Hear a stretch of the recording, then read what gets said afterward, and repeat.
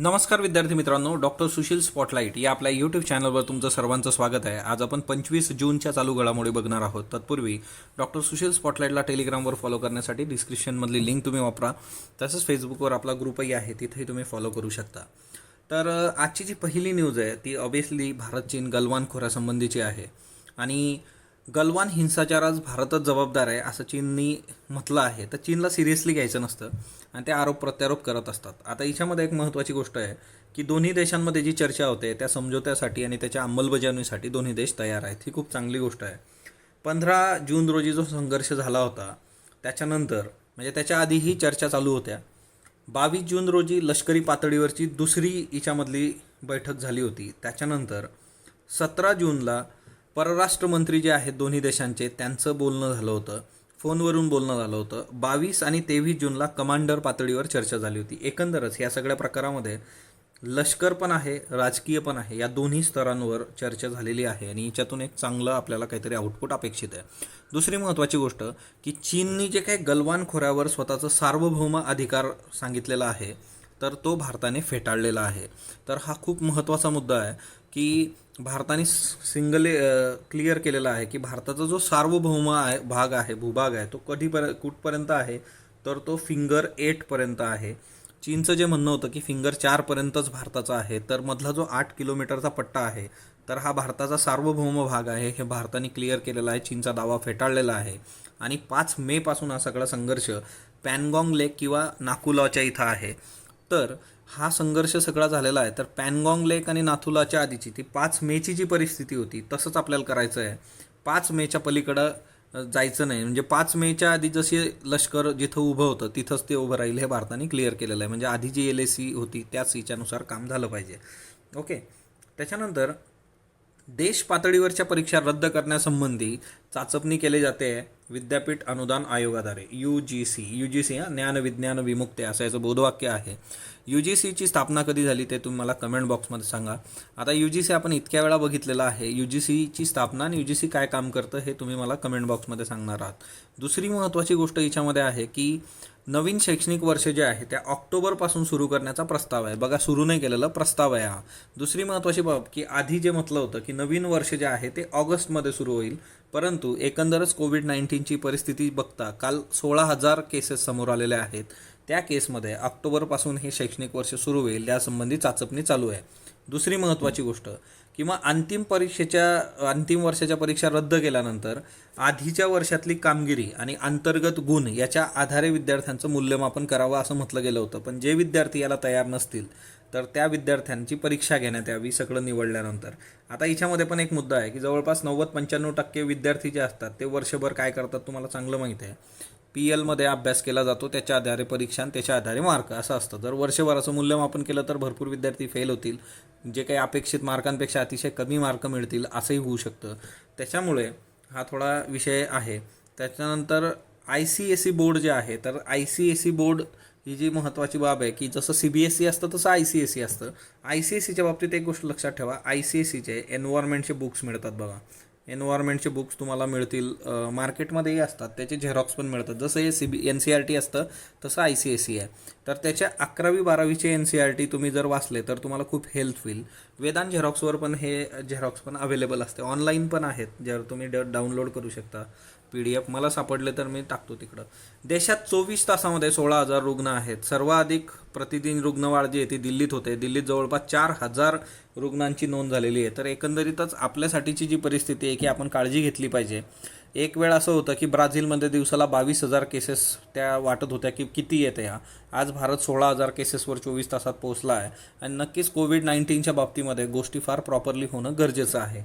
त्याच्यानंतर दुसरी महत्त्वाची बाब ती म्हणजे काय की ज्या काही हेल्थ मिनिस्टर आहे केरळाच्या, पब्लिक हेल्थ सिस्टीम आहे ना, हेल्थ मिनिस्टर के शैलजा.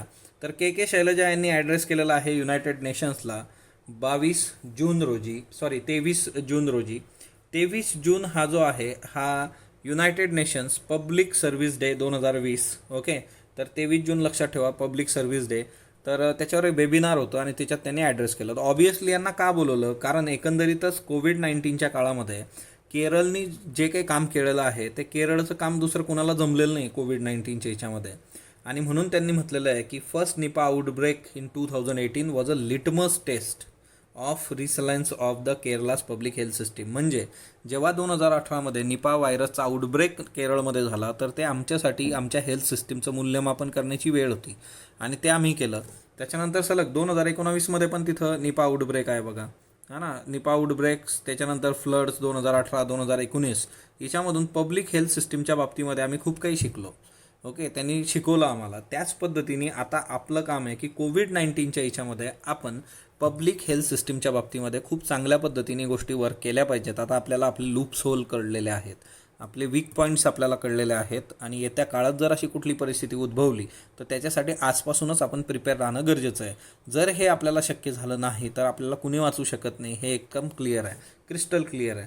त्याच्यानंतर नेक्स्ट वन, आता दोन महत्त्वाच्या गोष्टी. हे जे आर्टिकल आहे हे आर्टिकल द हिंदूचं खूप महत्त्वाचं आहे आणि यांनी म्हटलेलं आहे की to the thinking Indian management of pandemic, म्हणजे कोविड-19ची पॅन्डेमिक अनसॅटिस्फॅक्टरी आणि मिसगायडेड होती. ओके, म्हणजे ही काही समाधानकारक मॅनेजमेंट नाही आहे, मिसगायडेड आहे. मग याच्यामध्ये सिम्पल गोष्टी त्यांनी घेतलेल्या आहेत की याच्यामधले कोट्स खूप चांगले आहेत जे तुम्ही एसेला वगैरे वापरू शकता. असे कोट्स ह्या आर्टिकलमध्ये आहे की everything has been said before but since nobody listens we have to keep going back and begin all over again. म्हणजे सर्व तुम्हाला आधीच सांगून ठेवलेलं आहे पण कुणीही ऐकत नाही, म्हणून तो आपल्याला परत जावं लागतं. म्हणजे आपल्या क्षेत्रात जर असलं ना तर ते विचारतात की काय करू बाबा, मला सुरुवात करायची. आपण म्हणतो NCERT वाच, महाराष्ट्र स्टेट बोर्ड वाच, ते म्हणतात अजून काय करू. तर आधी ते करा, मग त्याच्या पुढची गोष्ट आहे. म्हणजे सर्व आधी सांगून ठेवलेलं आहे. गोष्टी ज्या आहेत त्या फार क्रिस्टल क्लिअर आहे आणि हे फ्रेंच रायटर अँड्री ग्लाइडनी म्हटलेलं आहे. दुसरी महत्त्वाची गोष्ट याच्यामध्ये जी आहे की हे जे डिझास्टर होतं, म्हणजे त्यांनी सगळंच दिलेलं आहे, डिझास्टर मॅनेजमेंट ॲक्ट, डिझास्टर कशाला म्हणतात वगैरे. पण याच्यामधला जो महत्त्वाचा मुद्दा आहे तो मुद्दा म्हणजे की NDRF. तर NDRF आपल्याकडं होतं तर ते NDRF इनॅक्टिव्ह ठेवण्यात आलं है ना आतापर्यंत अतिशय वाईट परिस्थितीत. NDRFला आत्ता आपण न्यूज बघितलेली आहे की त्यांच्या डिझास्टर मॅनेजमेंट ॲक्ट आर्टिकल 46 नुसार व्यक्तिगत आणि संस्थात्मक देणगी देण्याचा निर्णय घेण्यात आला. परंतु याच कोविड-19च्या काळात आपण काय केलं, आपण PM केअर्स नावाचा फंड घेऊन आलो. हा PM केअर्स नावाचा जो फंड आहे तर PM केअर्स नावाच्या फंडची खरंच गरज होती का, इथूनच प्रश्न आहे. कारण पंतप्रधान नॅशनल रिलीफ फंड आपल्याकडं आहे, PM नॅशनल रिलीफ फंड. मग तो असताना हे PM केअर्सच का. PM केअर्सच्या बाबतीमध्ये त्याचं ऑडिट नाही आहे, कॅगला तिथं अधिकार दिलेला नाही, त्याची ट्रान्सपरन्सी नाही आहे. एकीकडं NDRFला तुम्ही जो स्कोप द्यायचा होता तो दिलेला नाही आहे. तर अशा कितीतरी गोष्टी यांनी प्रश्नचिन्ह उभे केलेले आहेत. तर ते फार महत्त्वाचं आहे. आणि दुसरी महत्त्वाची गोष्ट की तुम्ही इनर व्हॉइस ऐकणं स्वतःचा. इथिक्समध्ये ही गोष्ट आहे की कॉन्सायन्स, इनर व्हॉइस, ज्याला इंटिग्रिटी नावाची गोष्ट आपण म्हणतो. इंटिग्रिटी म्हणजे काय की तुमचं इनर व्हॉइस, आतला आवाज असतो ना आपला, आपण कुठली चुकीची बरोबर गोष्ट करतो ते आपल्याला माहीत असतं. ते का माहीत असतं तर आपला आतला आवाज, कॉन्सायन्स, सत्सद्विवेक बुद्धी, तर ती आपण इथं वापरणं गरजेचं होतं. डॉक्टर बाबासाहेब आंबेडकरांचं पण एक स्टेटमेंट दिलेलं आहे आणि ते जॉन स्टुअर्ट मिल संबंधीचं आहे, डेमोक्रेसीचं. हा जॉन स्टुअर्ट मिल जो आहे तो तुम्हाला पॉलिटिकल सायन्स असू देत किंवा इथिक्समध्ये वेस्टर्न फिलॉसॉफर म्हणून महत्त्वाचा आहे. त्याच्यानंतर अल्बर्ट आईन्स्टाईननी म्हटलं होतं की strength of constitution lies entirely in the determination of each citizen to defend it. म्हणजे हे अल्बर्ट आईन्स्टाईनचं कोट पण खूप महत्त्वाचं आहे की एखाद्या संविधानाची स्ट्रेंथ कशात असते की त्या प्रत्येक सिटीजनवर आहे, तो त्याच्यावर आहे की त्याला कळतं का आणि तो त्याच्यासाठी त्या पद्धतीने वागतो का. तर ह्या महत्त्वाच्या गोष्टी याच्यामध्ये होत्या. त्याच्यानंतर आत्मनिर्भर अमेरिका हे लोकसत्ताला आलेलं सदर आहे. आता अमेरिकेने काय केलेलं आहे, H1B व्हिसा जो आहे त्याच्याबरोबर अनेक व्हिसा जे आहेत ते थांबवलेले आहेत ॲट द एंड ऑफ 2020. याच्यामध्ये काही गोष्टी महत्त्वाच्या आहेत की आता यांनी काय चित्र उभं केलं ट्रम्प यांनी की स्थलांतरितांना मिळणारी संधी रोखली तर अधिक रोजगाराची निर्मिती होईल. पण नक्कीच असं नाही आहे. याच्यामध्ये खूप चांगल्या पद्धतीने गोष्टी एक्सप्लेन केलेल्या आहेत. त्या कशा आहेत की स्थलांतरित कर्मचाऱ्याला स्थानिक कर्मचारी पर्याय जर ठरू लागला तर त्याला पण तुम्हाला स्थानिकाप्रमाणे मोबदला द्यावा लागेल. हे फार महत्त्वाचं आहे. म्हणजे उद्योगाचं अर्थगणितच बदलतं. म्हणजे उद्या जर स्थलांतरित नागरिकाच्या जागी स्थानिक नागरिकाला पर्याय दिला तर त्याला स्थानिकाप्रमाणे पेमेंट द्यावं लागेल. म्हणजे US विचार केला तर US जो यूथ आहे त्यांचे जे एक्सपेक्टेशन आहे ते US लिव्हिंग स्टँडर्डनुसार आहेत. म्हणजेच एखाद्या भारतीय नागरिकाची जी अपेक्षा आहे त्याच्यापेक्षा नक्कीच त्याची अपेक्षा जास्त आहे. म्हणजे उद्योगाचं सगळं अर्थगणितच तिथं बदलून जातं कारण तुम्हाला त्याला जास्त पैसे पे करावे लागणार आहे.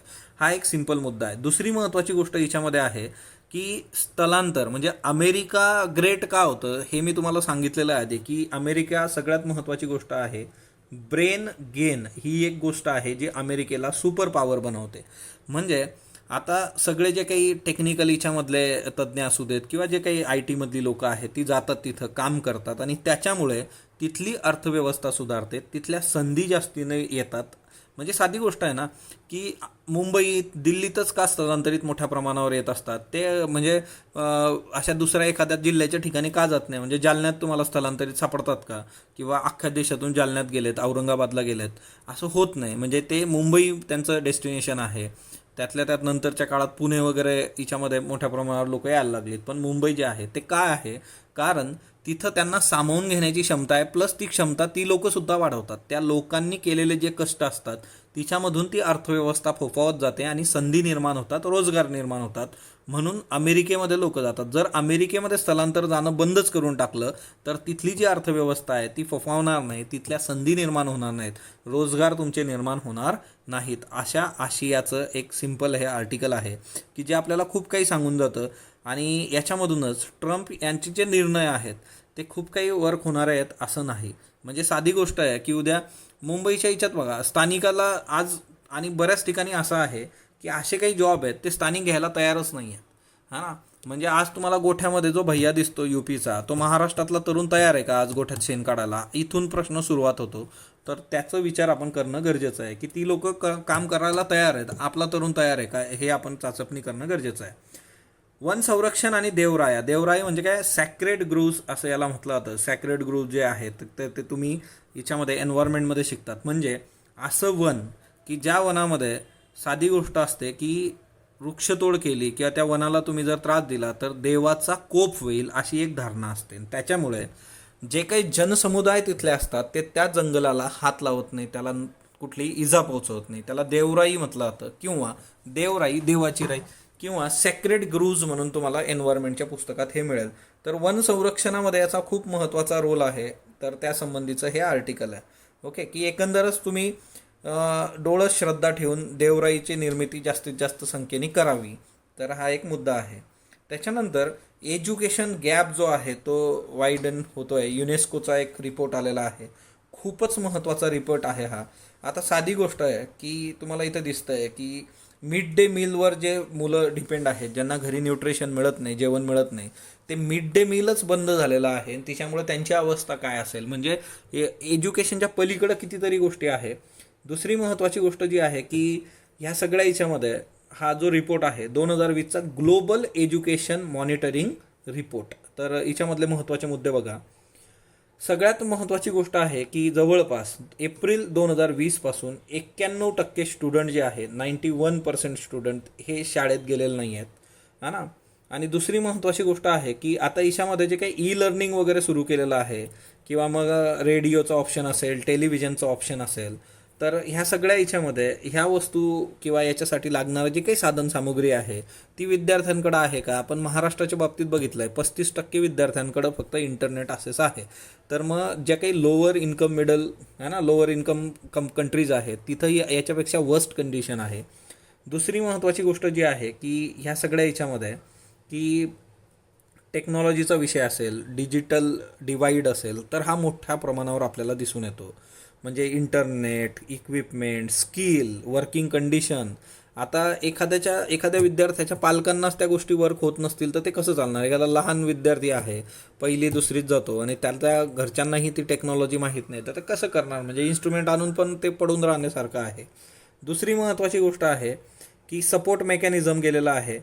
दुसरं म्हणजे आता याच्यामध्ये सगळ्यात महत्त्वाचा जो मुद्दा आहे तो म्हणजे जे ब्लाइंड आणि डेफ स्टुडंट आहेत, म्हणजे मूकबधीर असतील किंवा मग ज्यांना दिसत नाही असे विद्यार्थी आहेत, दिव्यांग ज्याला आपण म्हटलं आहे, तर या विद्यार्थ्यांचं काय? कारण यांना जे इक्विपमेंट्स लागतात ते त्या ठिकाणीच आहेत, ते घरोदारी नाही आहे. आणि त्याच्यामुळे या डिसेबल विद्यार्थ्यांच्या लर्निंगचा सगळ्यात मोठा प्रश्न आहे. ऑटिझम स्पेक्ट्रम आहेत. तर एकंदरच यांच्यासाठीचं काहीतरी आपल्याला स्ट्रॉंग करणं गरजेचं आहे, नाहीतर हे सगळ्या मेन फ्लोपासून बाजूला राहतील. त्याच्यानंतर दुसरी महत्त्वाची गोष्ट जी आहे की जे गरीब विद्यार्थी आहेत, शाळेत जेवण आणि त्या सगळ्या गोष्टी किंवा फ्री सॅनिटरी नॅपकिनसाठी मुली डिपेंड आहेत स्कूलवर, तर ते एक महत्त्वाचं आहे. त्याच्यानंतर दुसरी महत्त्वाची गोष्ट, परीक्षा जर तुम्ही कॅन्सल केल्या तर टीचरच्या जजमेंटनुसार तुम्हाला ग्रेड्स मिळू शकतात. आणि टीचरचे जजमेंट किती भयानक असतात हे तुम्हाला प्रत्येकाला माहीत असेल. काही टीचर काही विद्यार्थ्यांना फेवर करतात आणि काही विद्यार्थ्यांनी काही केलेलं नसताना सुद्धा त्यांना एकदम पाण्यात बघणं असलेही प्रकार होत असतात. त्याच्यानंतर दुसरी महत्त्वाची गोष्ट आहे की याच्यातून ड्रॉपआउट मोठ्या प्रमाणावर होऊ शकतं. म्हणजे त्यांनी इबोलाचं एक्झाम्पल दिलं आहे. आफ्रिकेमध्ये इबोला आला, त्याच्यानंतर ज्या काही ओल्डर गर्ल्स होत्या त्या कधीही परत आलेल्या नाही शाळेमध्ये, त्या गेल्याच. तर मुलींवर याचा मोठा इम्पॅक्ट आहे. त्याच्यानंतर दुसरं महत्त्वाचं म्हणजे की ह्या सगळ्या याच्यामध्ये आपल्याला खूप प्लॅन करून गोष्टी करावं लागणार आहे आणि जे डिसॲडव्हान्टेज स्टुडंट्स आहेत, वल्नरेबल स्टुडंट्स आहेत, त्यांच्यापर्यंत पोहोचण्यासाठी काहीतरी करणं गरजेचं आहे. याच्यावर GSला प्रश्न, त्याच्यानंतर एसएला प्रश्न विचारले जाऊ शकतात. आंतरराष्ट्रीय नाणेनिधी जे आहे तिच्यामध्ये भारतीय अर्थव्यवस्थाबद्दल त्यांनी म्हटलेलं आहे IMFने की ऐतिहासिक तळाला भारतीय अर्थव्यवस्था जाऊ शकते. 2020-21मध्ये -4.5% इतका, म्हणजे उन्हातच घातलं यांनी आपल्याला. आतापर्यंत 1.9 पर्यंत नव्हतं, हे मायनसमध्ये घेऊन गेलेले आहेत. तर बघू येत्या काळामध्ये जागतिक विकास दर आधीच्या 4.9% अंदाजावरून आता थेट 1.9 अंदाजावर IMFने आणला आहे. म्हणजे जागतिक जो काही होता तो 4.9 होता यांचा पूर्ण जगाचा, तो 1.9 भारताचा -4.5. पण तरीसुद्धा इतकी वाईट अवस्था येणार नाही असं वाटतं. कारण ग्रामीण अर्थव्यवस्था जी आहे ती बऱ्यापैकी लेस अफेक्ट झालेली आहे कोविड-19मुळे. म्हणजे त्याच्यावर इम्पॅक्ट आहे, पण जेवढं इंडस्ट्रीयल किंवा बाकीच्या गोष्टींवर इम्पॅक्ट झाला तेवढा ग्रामीणवर नाही आहे. आणि ॲग्रिकल्चर इकॉनॉमी असल्यामुळे कदाचित इतकं वाईट अवस्था आपली होणार नाही. ओके, बघूयात येत्या काळात. संजय कुमार हे मुख्य सचिव म्हणून त्यांची नियुक्ती झालेली आहे महाराष्ट्र राज्य, आणि 24 जून रोजी त्यांना ही नियुक्ती देण्यात आली. आता मावळते सचिव जे आहे अजोय मेहता यांना परत मुदतवाढ देण्याचं चालू होतं बघा, पण ते बऱ्याच लोकांनी त्याला आक्षेप घेतला होता आणि त्याच्यामुळे मुख्यमंत्र्यांचे प्रधान सल्लागार म्हणून ते काम करणार आहेत 1 जुलैपासून. आणि 30 जून रोजी जे आहे ते संजय कुमार जे आहेत ते मुख्य सचिव म्हणून महाराष्ट्र राज्याचा पदभार स्वीकारतील. 1984ची जी बॅच आहे त्या बॅचचे ते अधिकारी आहेत, 1984. पश्चिम बंगालमध्ये 31 जुलैपर्यंत टाळेबंदी लावलेली आहे की करोनाचे पेशंट्स वाढत आहेत, त्याच्यामुळे ममता दिदीने घेतला निर्णय 31 जुलैपर्यंत टाळेबंदी. आणि एकीकडे आपल्याकडं आता अनलॉक 2 सुरू होईल 30 नंतर. INS शिवाजी जे आहे तिथं करोनाचा संसर्ग झाला. आता याच्यामध्ये करोनाचा संसर्ग हे महत्त्वाचं नाही परीक्षेच्या दृष्टीने हे महत्त्वाचं आहे. भारतीय नौदलाचं सर्वात मोठं प्रशिक्षण केंद्र आहे INS शिवाजी लोणावळा येथे. तर हे MCQसाठी लक्षात ठेवा. ओके. आणि 24 जून 2020 रोजी 12 प्रशिक्षणार्थींना तिथं करोना संसर्ग झालेला आहे. आता हे करोना सगळ्या दूरच पसरतो आहे. सहकारी बँका ज्या आहेत त्या रिझर्व्ह बँकेच्या कक्षेमध्ये आता असणार आहेत आणि त्यासंबंधी मंत्रिमंडळाने निर्णय घेतलेला आहे, वटहुकूमसुद्धा काढलेला आहे.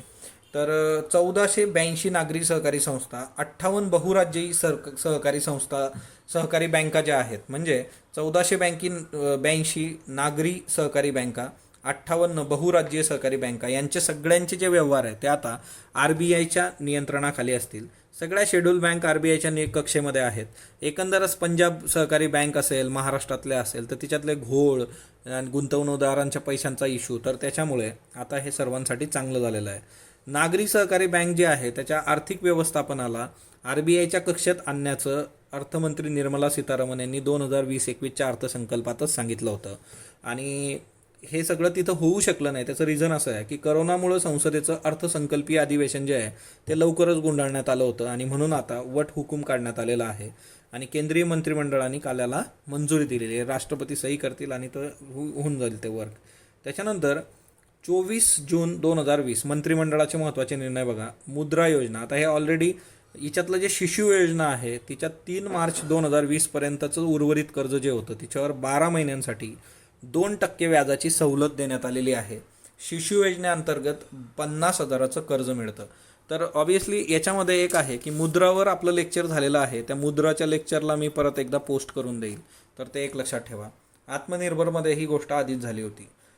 अन्य मागासवर्गीय आयोगाला 6 महिन्यांची मुदत मिळालेली आहे 3 जानेवारी 2021 पर्यंत, आणि ही त्यांना मिळालेली दुसरी 6माही वाढ आहे. दुग्ध, कुक्कुटपालन आणि मांस प्रक्रिया उद्योग जे आहेत तिच्यामध्ये खाजगी कंपन्यांना पायाभूत सुविधांच्या विकासासाठी 15,000 कोटींचं कर्ज देण्यात येणार आहे आणि त्याच्यावर 3% व्याजाची सवलत असेल. 35 लाख लोकांना याच्यातून रोजगार उपलब्ध होईल असा एक अंदाज आहे. भारतीय राष्ट्रीय अंतराळ प्रोत्साहन प्राधिकरण केंद्र. अंतराळ क्षेत्रात विविध संशोधन व्यापारी घडामोडींमध्ये खाजगी क्षेत्राला मुभा देण्याची न्यूज आपण बघितली होती आणि त्याचं नियमन करण्यासाठी भारतीय राष्ट्रीय अंतराळ प्रोत्साहन व प्रशिक्षण केंद्र स्थापन होणार आहे. तर हे एक लक्षात ठेवा.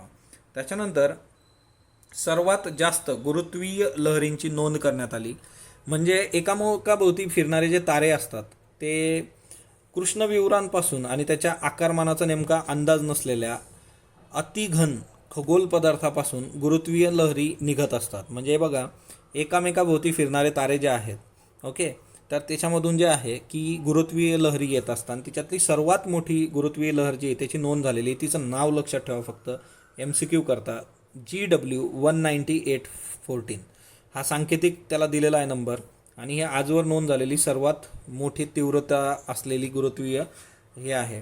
आणि याच्यामध्ये कोणी हे सगळं गुरुत्वीय लहरींचं मापन केलं तर अमेरिकेतल्या 2 खगोलीय वेधशाळा ज्याला लिगो आपण म्हणतो, तर त्या 2 हॅनफोर्ड लिव्हिंग्स्टन आणि इटलीतली व्हर्गो यांनी हे गुरुत्वीय लहरी मोजलेल्या आहेत.